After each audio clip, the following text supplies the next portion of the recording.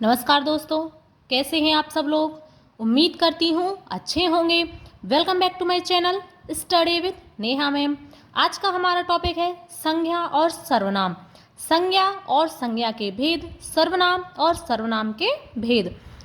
अब हम इसको शुरू करते हैं। संज्ञा, संज्ञा की परिभाषा।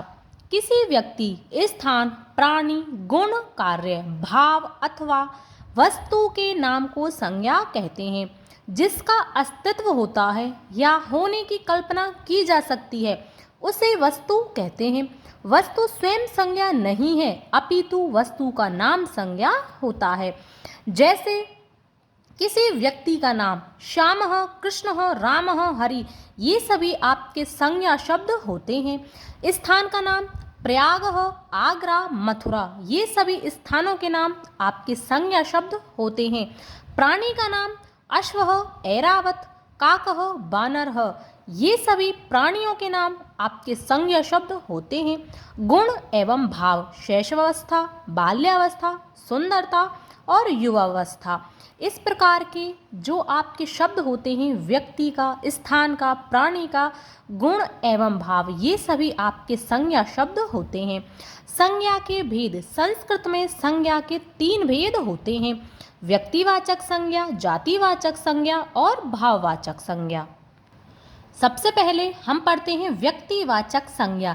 जिन शब्दों में एक ही वस्तु, व्यक्ति एवं स्थान आदि का बोध होता है उसे व्यक्तिवाचक संज्ञा कहते हैं। यानी कि जिन शब्दों से हमको किसी एक ही वस्तु का, एक ही व्यक्ति का और एक ही स्थान की जानकारी होती है कि ये एक स्थान है, एक व्यक्ति है, एक वस्तु है, वह आपके व्यक्तिवाचक संज्ञा में वे शब्द आते हैं। जैसे लता, रमेश, कृष्ण, रामायण, महाभारत आदि। जातिवाचक संज्ञा।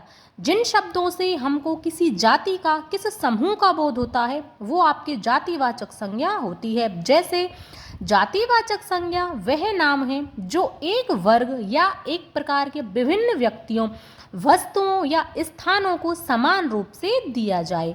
जैसे स्त्री और पुरुष। स्त्री एक जाति है, पुरुष भी एक जाति है। इसी प्रकार से भ्राता, माता और पिता। भाववाचक संज्ञा। भाववाचक संज्ञा वह होती है जिसमें गुण, क्रिया, दशा, अवस्था एवं व्यापार का बोध होता है।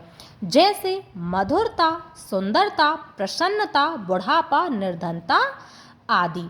ये थे आपकी संज्ञा। अब हम पढ़ते हैं सर्वनाम। सर्वनाम किसे कहते हैं और सर्वनाम के भेद। सर्वनाम की परिभाषा। संज्ञा के स्थान पर जो शब्द प्रयुक्त किए जाते हैं उन्हें सर्वनाम कहते हैं। जैसे हम उदाहरण के माध्यम से समझते हैं। राम जाता है, वह खाता है। राम हो गया आपका संज्ञा शब्द, वह हो गया आपका सर्वनाम शब्द। राम के स्थान पर हमने वह, यह संज्ञा सर्वनाम शब्द हमने प्रयुक्त किया है। जैसे हम हर जगह ये नहीं बोल सकते कि राम जाता है, राम खाता है, राम पीता है। हम बोलते हैं राम जाता है, वह खाता है, वह पीता है, वह सोता है। तो हमने यह जो सर्वनाम शब्द प्रयुक्त किया है यही आपके सर्वनाम होते हैं। जो शब्द हम संज्ञा के स्थान पर प्रयुक्त करते हैं उन्हीं को हम सर्वनाम शब्द कहते हैं। सर्वनाम शब्द 2 शब्दों सर्व प्लस नाम से मिलकर बना है। सर्व का अर्थ है सब, नाम का अर्थ होता है संज्ञा। इस प्रकार से जो शब्द संज्ञा के स्थान पर प्रयुक्त किए जाते हैं उन्हें ही हम सर्वनाम कहते हैं। सर्वनाम के 6 भेद होते हैं। पुरुषवाचक सर्वनाम। सबसे पहले हम पढ़ते हैं पुरुषवाचक सर्वनाम।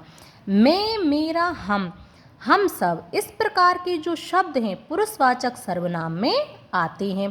संबंधवाचक सर्वनाम।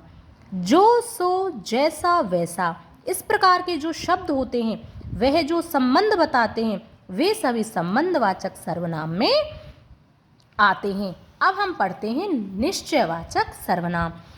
यह, वह, ये, वे, इस प्रकार के जो शब्द निश्चय बताते हैं वे सर्वनाम में आते हैं। अनिश्चयवाचक सर्वनाम। कोई, कुछ, इस प्रकार के शब्द अनिश्चयवाचक सर्वनाम के अंतर्गत आते हैं। प्रश्नवाचक सर्वनाम। क्या, कहाँ, कौन, किस प्रकार, ये सभी शब्द आपके प्रश्नवाचक सर्वनाम में आते हैं। निजवाचक सर्वनाम, स्वयं, खुद, स्वतः, ये सभी शब्द निजवाचक सर्वनाम के अंतर्गत आते हैं। ये थे आपके संज्ञा और सर्वनाम। मैंने बहुत ही सरल, बहुत ही आसान तरीके से आपको पढ़ा दिए हैं। उम्मीद करती हूँ आपको पसंद आए होंगे। यदि आपको पढ़ाने का तरीका पसंद आए तो वीडियो को लाइक करें, शेयर करें, चैनल को सब्सक्राइब अवश्य कर लें। अब हम मिलेंगे नेक्स्ट वीडियो में, तब तक के लिए धन्यवाद।